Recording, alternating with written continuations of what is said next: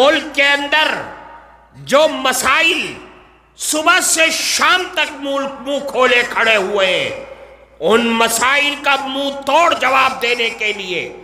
جمعیت علماء رات اور دن تیار ہے۔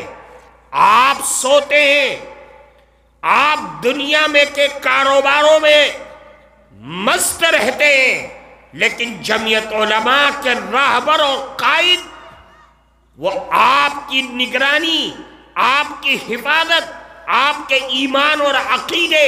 آپ کے مال اور دولت کی حفاظت کے لیے رات اور دن کورٹ اور کچہری، ہائی کورٹ اور سپریم کورٹ اور لوور کورٹ سے لے کر کے سپریم کورٹ تک آپ کے معاملے کو اٹھانے میں ذرہ برابر کوتاہی نہیں کرتی۔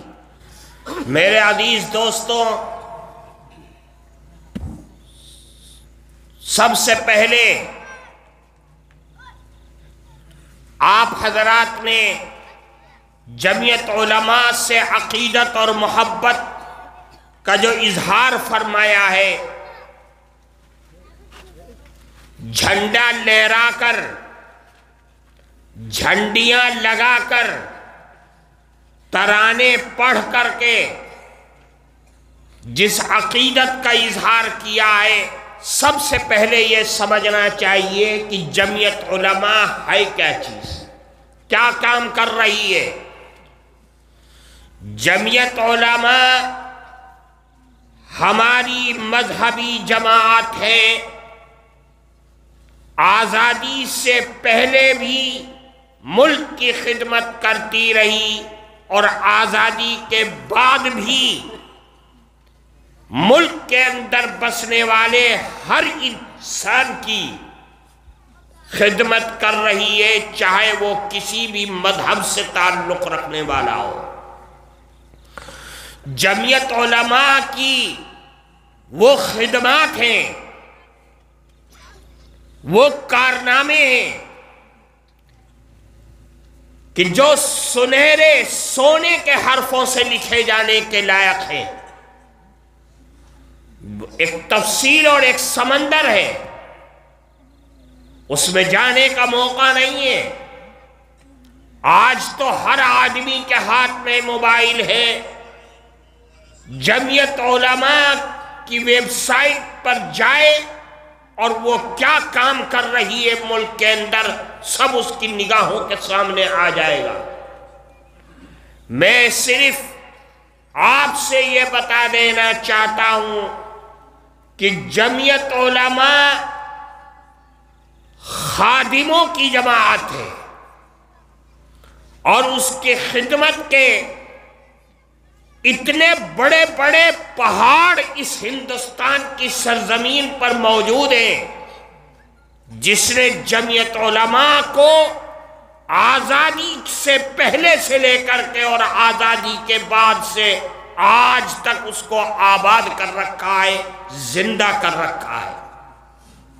ورنہ سن 1947 کے بعد سے لے کر آج تک نہ جانے مسلمانوں کی کتنی جماعتیں پیدا ہوئیں اور بنی اور شام ہوتے ہوتے اسی ہندوستان کی مٹی میں دفن ہو گئی، لیکن جمعیت علماء آج بھی اسی طریقے سے آباد ہے جس طریقے سے 1919 میں حضرت شیخ الہند مولانا محمود حسن دیوبندی رحمت اللہ علیہ کے خوابوں نے تعمیر کیا تھا، اور ان کے فرمانوں نے، ان کے جذبات نے جس جماعت کو اس ہندوستان کی سرزمین پر قائم کیا تھا، آج تک وہ جماعت مفتی کفایت اللہ صاحب، مولانا حسین احمد مدنی، مولانا اسعد مدنی رحمہم اللہ سے ہوتے ہوئے یہ جماعت آج جن کے ہاتھوں میں ہے، ساری دنیا آج مطمئن ہے کہ اس جماعت کے متحرک فعال صدر باوقار مولانا سید ارشد مدنی آج بھی اس جماعت کی رہبری کر رہے ہیں۔ اور میرے بھائی، ملک کے اندر جو مسائل صبح سے شام تک منہ کھولے کھڑے ہوئے ہیں، ان مسائل کا منہ توڑ جواب دینے کے لیے جمعیت علماء رات اور دن تیار ہے۔ آپ سوتے ہیں، آپ دنیا میں کے کاروباروں میں مست رہتے ہیں، لیکن جمعیت علماء کے راہبر اور قائد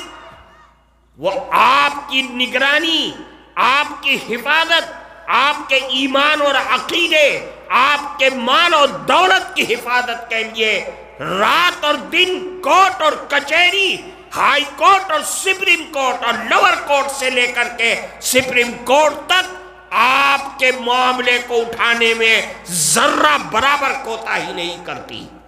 اور کر رہی ہے، جس کا ثبوت آپ کا یہ علاقہ بتائے گا، جیسا کہ آپ کے سامنے صدر صاحب نے ایک چھوٹی سی رپورٹ پیش کیا ہے۔ میرے عزیز دوستو، ایک لمبی داستان ہے،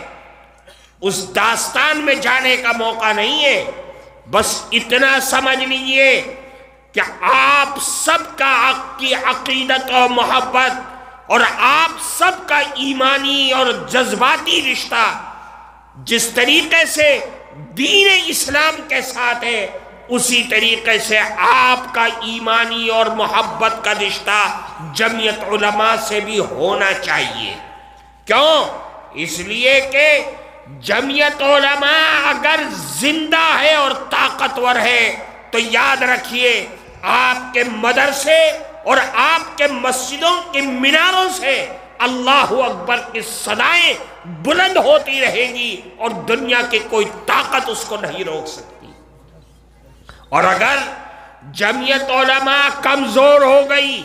آپ کا رشتہ جمعیت علماء سے ختم ہو گیا، تو یاد رکھیے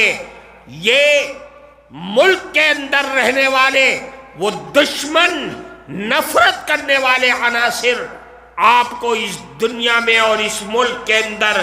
صحت و سلامتی کے ساتھ رہنے نہیں دیں گے، دشواریوں کے راستے قائم کر دیں گے آپ کے سامنے۔ اس لیے میرے بھائیوں، آپ جو بھی ہیں، جہاں بھی ہیں، جمعیت علماء سے محبت رکھیے، اور جمعیت علماء سے محبت کو رکھنا اپنا ایمانی فریضہ سمجھ کر کے رکھیے۔ اور یہ تو دنیا ہے،